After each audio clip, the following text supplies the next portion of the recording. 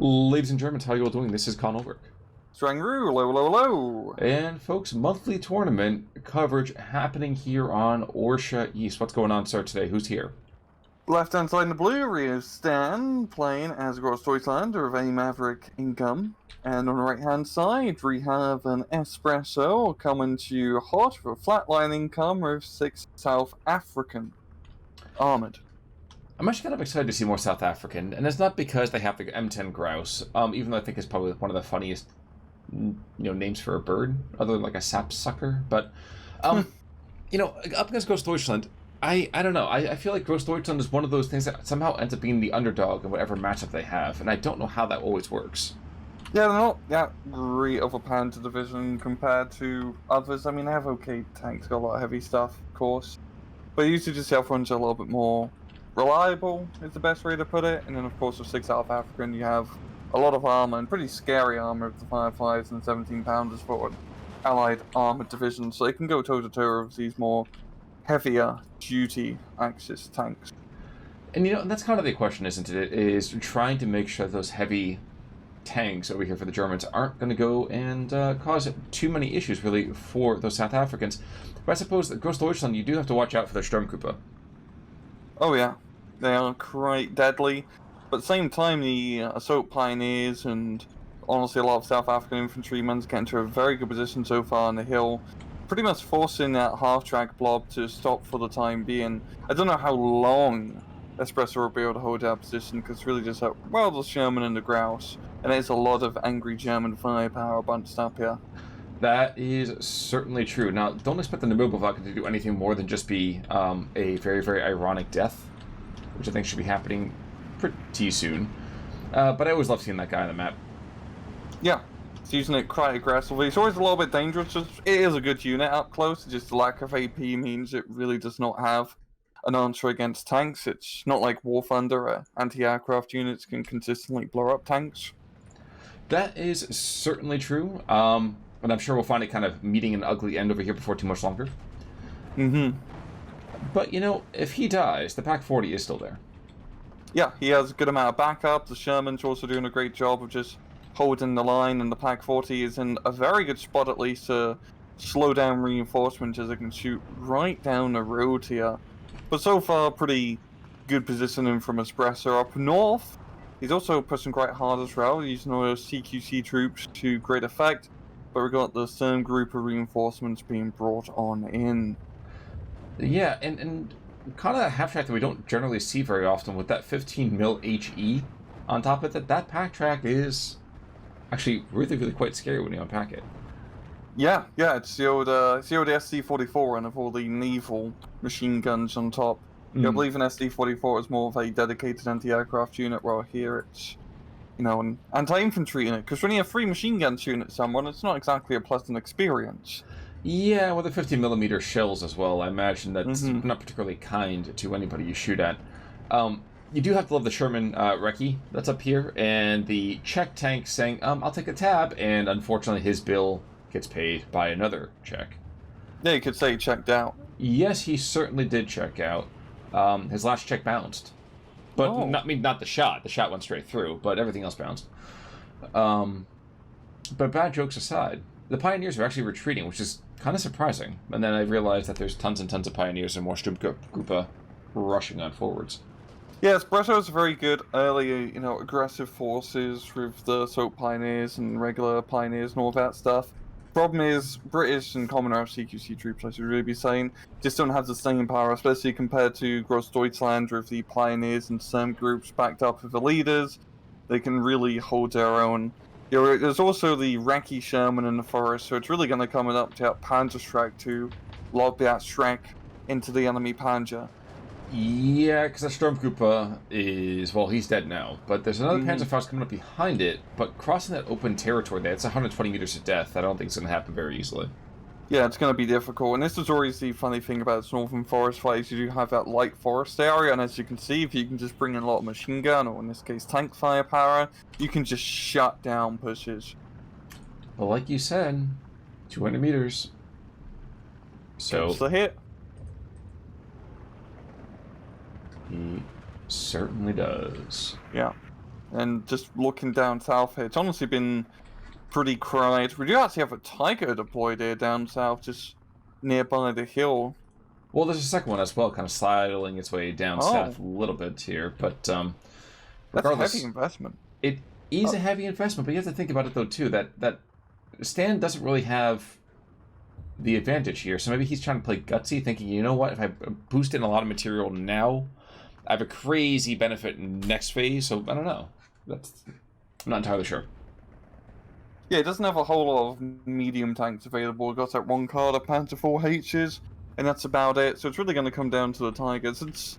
I think it's going to be difficult to use them in this raw matchup, because South Africa with all the 17-pounder guns is pretty much well-versed with blowing up big, scary German catch. At the same time, we also have some 205mm batteries being brought on in from Stan, so he's investing a lot of heavy equipment, a little bit detriment to his front line. At the same time, Stan isn't pushing all that hard, and he kind of needs to be with his income. Espresso, sorry. No, hey, you know what? I think a little bit of a pick-me-up either way would be great for either side. But you're right. But you talk about heavy equipment, but that's why it's Grossdeutschland as opposed to Klein Deutschland, which is a very, very different divisional setup. That's all rifle fire more than anything else. But with the 105s, I mean, they're looking to... Wait, oops. Yeah, looking to engage that town in the middle. That kind of makes sense. Yeah, you want to pound it out to bits and probably get some infantry reinforcements to try and clear that out. Also, the Dreivierliga up north is engaged in a Spitfire. Doesn't want to do a whole lot, but like you said, when you have triple machine guns firing at you, not a pleasant experience. No. And slowly but surely, Stan is winning his forest fight, knocking out that Sherman. Pretty much allowed him to get that all-important infantry advantage. And that should be a pretty easy hold now. It just needs to get that Pak 40, which is... As we see in most matches, it's pretty easy to zone out the far north. True. There is one half-track at this point, and finally, at long last, that's actually finally a 13-11. Up until now, it's still a 12-12, courtesy of that stuff in the middle. But we're seeing right now the 105s slowly churning away at that infantry. Might actually, with a timeline, it's actually a pretty good timeline for him. Yeah, and Stan slowly but surely getting that +1. And now, he's really starting to get his offensive advantage, stopping all the assault pioneers rushing early on here. If he can make a good push into the center, nice amount of infantry, his 105s are getting counter-batteried a bit. He probably his best bet come B phase to try to break the map. It's kind of the funny thing behind, so I was looking at this, I was like, wait a second, there's stuff going out. How is that happening? And I forgot, oh yeah, exactly, the grouse does go and actually have indirect fire. Yeah. Only the South Africans figured out you could point guns upwards. There's so many comments to make that I cannot make, or else this will get demonetized. But the Tiger in the center is being aggressive here, and while the 105s are suppressed, he is not. And I imagine, that Sherman Command's backing up very, very wisely. But cheeky half-track, yes, sir. No, just he's not wanting to tangle with that. You're also seeing our first Firefly and 17-pounder being brought on out into the center here, so he is aware of that Tiger threat. And these 17-pounders, just how bloody deadly anti-tank guns can be in Steel Division 2. Especially on this hill, because you can just kind of put it in the, south of the town strip. And I believe... No, he's putting it north of the town strip. Well, he doesn't need to, because the Piat was right once a day and took him out. That is... That's a big, big loss. That's kind of anticlimactic. Yeah, it's kind of depressing. Sometimes you see a giant cat like that get declawed by a dude basically hand-throwing a grenade. Mm-hmm. But there's a Firefly down south as well, and while he picked on a P-38T, so again, a lot of the heavier German equipment getting taken out by kind of the crazy things, and the super light German equipment getting taken out by the kind of anti-tank material. So, curious trade-off here. Very curious trade-off. I think Stan really seems to invest in more of the lighter stuff, more of those Panzer 38Ts, more infantry. He doesn't really have a lot of substance on his front line, which is really going to bugger him up, as we're seeing Espresso has a lot of infantry all over the north, or not north, the central, and kind of now into the southern side. It's not the best infantry, of course, so the Piats are actually doing their job, but it's enough to buy him time, and all Espresso needs to do is buy time with his income. If he makes it to sea phase, it's not going to be a crazy income advantage, but it's a pretty good one. Well, right now he's in the dog days of this entire match, of course. For the next 9 minutes and 40 seconds here, Stan does have himself a deliciously kind of egregious income difference. Unfortunately for him, though, is that he's been very, very carefree with the way that he's kind of given some of his equipment away. That Tiger, for example, does come to mind. Yeah, it's always risky deploying Tiger in the center because there's so many areas for it to get blapped, and you're really not getting that much advantage using a Tiger in the center compared to a Panzer IV. Like, both are just really have infantry support, and both can reasonably kill Shermans at his close quarters engagement. It's really like up north, for example, or really far down south is where you can utilize the range and armor of a Tiger. That's true, but let's also acknowledge that down south there's a Panzerschreck and a Tiger that the Panzerschreck came up, the Tiger tanked, and the Panzerschreck took out a Firefly and the Grouse. Damn. Tiger did nothing. He just sat there and got shot, but well But he's going to take all the credit. Of course he is. Of course he is. You know what? And the Panzerschreck's going to give him all of that credit, too. Why? Click on him. You'll find out he's a Christian.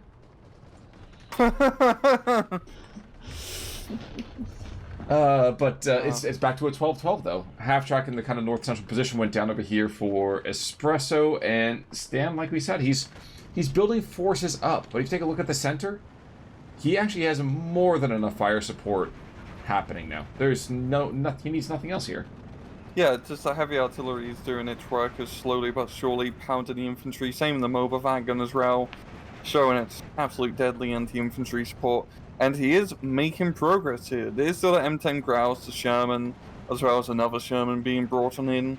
But Stan does have a good opportunity to try and break through the center. It's going to be a grind, it's not going to be a blitzkrieg, but he needs to try to get out +2 now. That is very, very true. Now, Sturmpioneer, so he's calling in the right infantry at least. Let's kind of go and pick things up. It's back to a 12-12. Down south, I think we probably just lost the tank. No, tank is still alive. It looks like he will continue to be alive for the time being. But the center is going very, very slowly blue. Mm-hmm. Now, one thing we haven't seen a lot out of this is air power, and that's basically because if you look at Grossdeutschland, well, air power is not really their middle name. It's not really their last name. It's not really their confirmation name. It's just not really part of them for right now. Panzerschreck, by the way, steals another kill, takes out a Sherman, so already that Christian has paid for himself tons and tons of times over. Clearly, his place in heaven is assured. Yeah, Deus Foe all of that, right? Exactly. But it looks like he's going to get picked up by this half-track. You bully. All he did is kill 3 tanks. Oh, the Tiger going to move up a bit too forward. Rifles Piat misses the first shot. He's going to get a little bit stand up. The machine guns is firing all over. And the Tiger is going to be able to save himself, which is, the application of lots of firepower. By firepower, I mean MG-34 machine guns firing 8mm Mauser. That's certainly a kind of firepower, I would say. Mm-hmm. Pretty effective one. Looking back to the center, the 17-pounder that's right there picks up on a half-track. So while we are seeing consistent killiness over here from both sides, this push is broken down. But it's done exactly what it needed to, which is freak out Espresso enough that it calls for a couple more shots in the center, which is a Sherman 5, a 2A, another 2A, and, well, yeah, that's 114mm, I think is... Oh, no, he's aiming for the 105s. Interesting decision there. Yeah, I mean, I've seen the Panther being brought up. I think Stan's going to run into the issue once again of not having enough medium tank spam to effectively fight in this CQC engagement, because there's a Sherman 5, a Sherman 2, a Firefly, or so can... Especially the Firefly, and I believe the Sherman 2A, because that's the 76mm run, can deal with the Panther at this sort of engagement. And at the same time, Stan's kind of running out of that infantry. He doesn't have a whole lot of it. Almost half compared to Espresso in terms of just raw numbers. But he needs these dudes in the front line tanking those shots, so, he can actually gain bloody territory. Infantry win wars. That's true. Now, there was one thing I was going to kind of go in and put the asterisk on that over, and that is, if you do look at Espresso's infantry, though, congratulations. Ooh, Sherman 2A, proving what you said correct down south, taking out that Tiger. But the idea behind it, though, too, if you look at the infantry, yes, infantry, C phase, a lot of that kind of benefit over there, a lot of that great oomph on top of, for the South Africans as opposed to Stan, 27 rifle squads. So, yes, the Piats can be deadly in the rifle's Piat, but a rifle squad does not, I would argue, an aggressive unit make. No, it's just here to hold territory, take shots, and buy time. Before a 20-point squad, it should do that job rather nicely and die in place to allow all the, 2 C-phase cards of 1 Sherman 2 and 1 Firefly to deal quite well, I'd say, with any heavy tanks coming out from Stan. That is certainly fair. Down south, Tiger Führer with a couple of P4s, putting out very effective fire, and allowing actually some Grossdeutschland Pigrens to move forward. Now, as a reminder, folks, of course, these Pigrens, they do not have anywhere near the same kind of delicious firepower that Sturmgruppe have. No. But when you have, 2 medium tanks and a Tiger backing you up, you're in pretty good shape. And you can see right now, geez, 17-7 out of nowhere. The north is all blue. Wow, yeah, he just managed to really gain a nice advantage here. Northern position, or as well the central position, is starting to seem a bit tentative. There we go. Panther just loses out in raw numbers in that firefight, and this is going to be a very great time for Espresso to make a counter-attack happen in the center.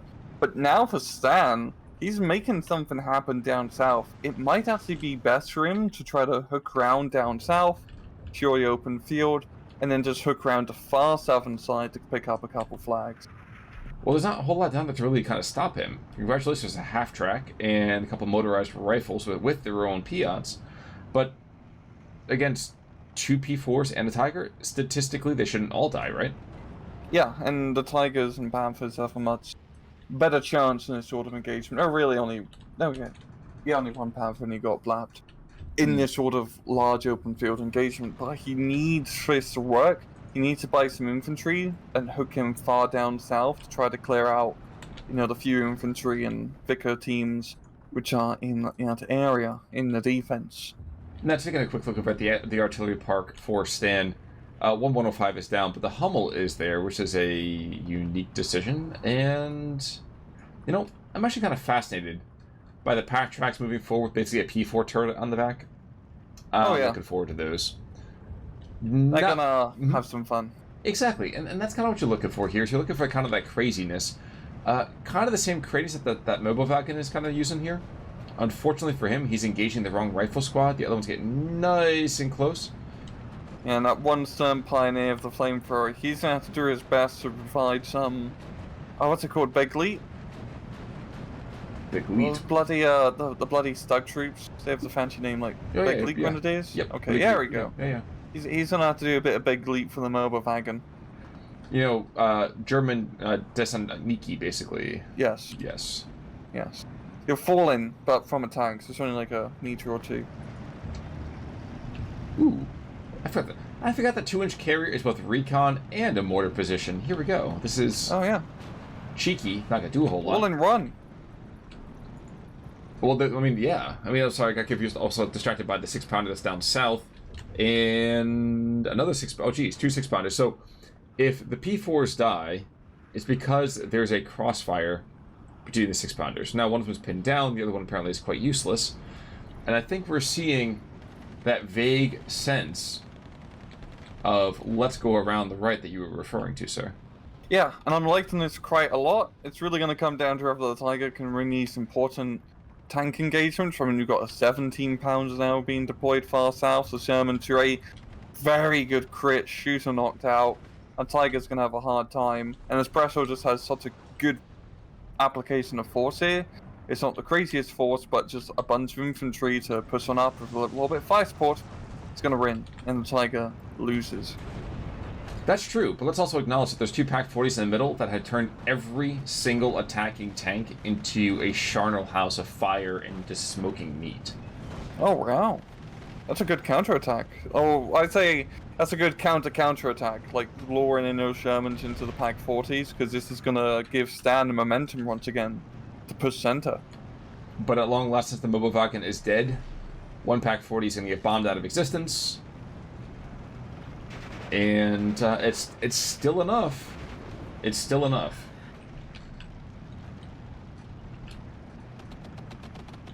Oh, we've got Tiger Fuhrer coming all the way down south here. I'm surprised he actually brought this first rather than buying some infantry to actually help lead the charge. But I guess he got a one PanzerGrossDeutsch unit in the half track. So maybe that will just be his covering fire. Oh, and the buffet that Tiger's in the center, which is, I think, a really, really good decision. Of course, my mind's just enraptured by the central position here. Because the last Sherman 2A is dead. I mean, yeah, exactly. But even more so, I mean, the 17-pounder, that's the only real anti-tank that's left. It's 15-9, and yeah, so much of Espresso's troops have been turned into just, like, ridiculous dog meat. Yeah, Espresso's probably best bet is to try to hook around the southern side of the hill, try to put some firepower down south into the farm, and then maybe from that position as well, try to put some anti-tank guns to hit up north, because you could probably shoot your Panzer IV from the sides if you were to get a 6-pounder in that position. He has a good position to really hit into the sides basically of Stan. He just hasn't been able to utilize yet, because if he's fighting head on, as you've seen, he's losing. Well, now he's been forced to kind of bring drip and drab resources all over the place. He's not been able to really kind of concentrate the forces as he needs to. Your go around the right kind of idea for Stan, he's going to unmask this Vickers. The Vickers are going to get taken out by the tank. And yes, there is a 17-pounder there. Yes, there's a Sherman 2A moving up, and all of that. But frankly, Stan should pick up just the flag and say, fine, come to me, bro. Yeah, it's good. It's going to be very good geography for him to defend. If he can get a Pack 40 down south, that should be a pretty easy area to hold. He should have at least a couple left. And if nothing else, he can bring in Martyrs as well. So that's... He's got options. And the Tiger Fuhrer is gonna take a bit of fire here. Both the 17-pounder and the Sherman 2A. And yeah, that was most likely going to happen. Yeah, it does not surprise. But hey, he did what he needed to do, which was allow the Pigren to get over that open field. And the Vickers is not even shooting, for some reason, at that Pigren. So, still 16-8. Yeah, a lot of Stan's heavy tanks have just been getting big blaps throughout the match. But it hasn't really been that much of an issue for him, because their sacrifice is allowing him to take the necessary territory. I mean, like you said, he's got the 16-8. He's pretty much cleared out the center completely. I mean, a few Panzer IVs, and as well as the 9D half tracks. They're playing 9D chess, obviously, of just providing enough fire support. Certainly true that there's a Sherman 2A coming on the flank as they take out both these P4s almost for sure. No, I was completely wrong. And Espresso taps, which actually, you know what? I think that's fair. Yeah, it was very back and forth. Like, Espresso, especially towards the, 10-15 minute mark, was doing really good, but Stan just managed to trade back after a little bit of pushback. Now, we already know that Christian over here is going to be just absolute god among men. No pun intended. Let's see what the South Africans will really have. I mean, we have a Sherman Recce who's got a couple of kills. And the 17-pounder who did, that Tiger Fuhrer, but the South Africans don't really have a lot to their name. No. Really nothing all that crazy. But yes, the most brutal man here, Christian, 20 points, taking out several hundred by himself. Good for him. Exactly. I feel like he's almost responsible for the entire spread. But, yeah, really well done over here. Yeah. There's also that pioneer, Fonins, who knocked out many other assault pioneers in counter, I believe has a dude up north. So, really going to show just a little bit of quality infantry, because Gross-Deutschland does have some quality, can actually pay off, and I think it's all the cheap, eventually all the cheap fire support, and artillery as well, because he had those 105s, and eventually the Hummel just pounding South African positions. Yeah, unfortunately, just the Grouses were not able to... Well, they weren't able to hunt from their particular blinds really as effectively as they needed to. So you're absolutely correct, though. Indeed. Unless you have anything further to add, sir, I think that's about time for us. Yep, sounds good. Oh, folks, until next time then, I'm Con Ulrich. I'm Rangaroo, take it easy.